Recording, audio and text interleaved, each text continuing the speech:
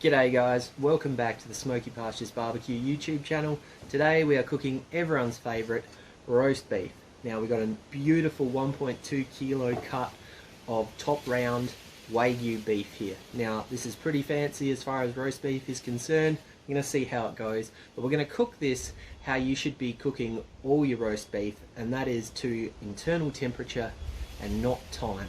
Throw that old school rule of thumb, 1 hour per kilo, out the window. That's rubbish. It's going to change depending on the diameter and size of your piece of meat, and what we're going to do is do what you should be doing and cooking to the internal temperature of the center of your cut of roast beef. So today we got the iBBQ thermometer here from Inkbird.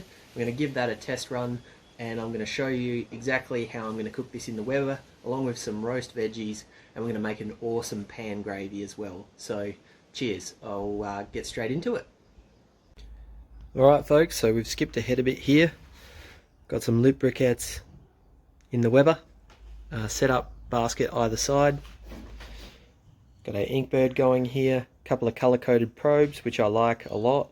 Also going to be watching this cook on the Inkbird Wi-Fi app. So this iBBQ 4 actually comes with Wi-Fi connectivity, so I really like that because Bluetooth signal often drops out when you leave a certain proximity to the unit, whereas this runs through your Wi-Fi network, and yeah, should save those annoying dropouts and alarms going off. So I'm going to close this, make sure that we're getting up to our cooking temp, and then prep the roast and the veggies, and off we go.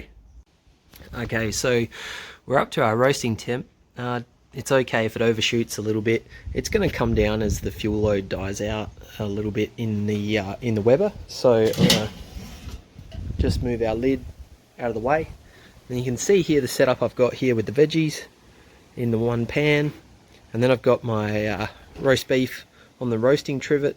Both have been given a little slicker olive oil, and one of my favourite seasonings, garlic squared by Lane's. It's got no sugar, all salt, all flavour. It's not going to burn, so send these over to here. So as you can see, now the veggies are going to go a little bit quicker, so I'll probably take them out a little bit earlier. And then what I'm going to do is get my little roasting trivet here and sit it straight on top of the veggies, and hopefully we get some nice juices oozing out of that beef, mixing in with the flavours of the veggies. And then what we're going to do is retain all those juices, and we're going to make our pan gravy out of that. So I'm just going to let this sit here, watch the temp. Nearly forgot an important thing, and that is putting our internal meat probe in. Now I've tried to skewer that so our probe is actually in approximately the centre of the piece of meat. But anyway, that's going to give us an idea of how it's going. So anyway, I'll check back in about an hour and show you how it's going. Alright guys, it's been about an hour and a half, and this is looking pretty good. Veggies are looking lovely, and beautiful crust on that roast beef, crispened up really nicely. So we're just shooting for medium today, so 63 Celsius internal is done. I'm going to take this off, let the meat rest for a good half an hour while we make this pan gravy. Okay, got the roast beef resting here. Veggies, they are so tender, and I'm just going to actually chuck them in the oven. Just got the oven set to warm for about half an hour, and we'll pull them out, and then we're going to get into this gravy. Okay, so we've taken our roast veggies out, and we've got all this beautiful flavour residue left in the pan here, leaving that garlic in there. So we're going to go with 1 tablespoon of beef stock just loosely in there. Then I got about a cup of water, and just incorporate that into there as well. and give that a bit of a stir. It is a little bit hot, so you kind of want to maybe do it near the edge of the Weber here. But what we're kind of doing is getting a lot of that flavour from the liquid and putting it in to our gravy.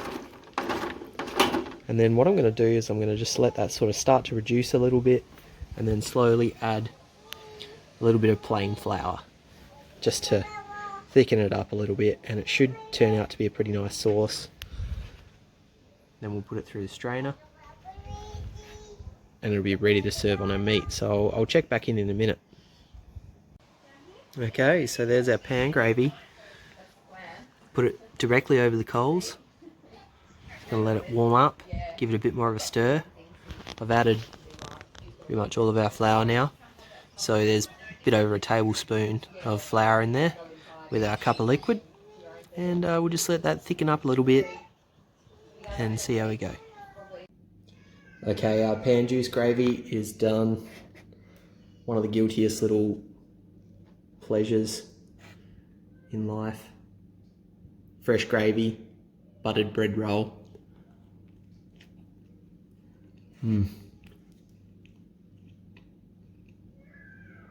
Might actually be better than the roast itself. Alright folks, so cook went fantastically well. Got our beautiful gravy, and we've got our roast beef here, and we've got our veggies. About to carve it up, moment of truth. Now we've cooked it to 63 Celsius internal. That's medium, so we should get a nice pink blush from that, and it should be juicy as anything. Now I'm gonna do a little carve, and then I'm gonna plate it up, and we're gonna eat dinner. And it should be as simple as that. So thanks for watching, and we'll see how this looks.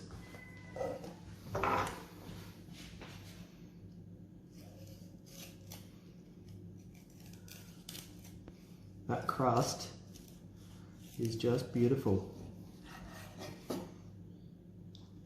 I haven't sliced that very well, but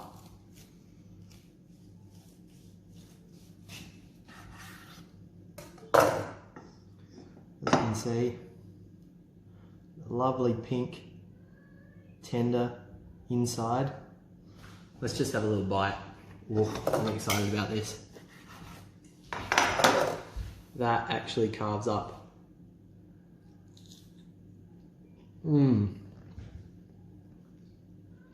That's amazing.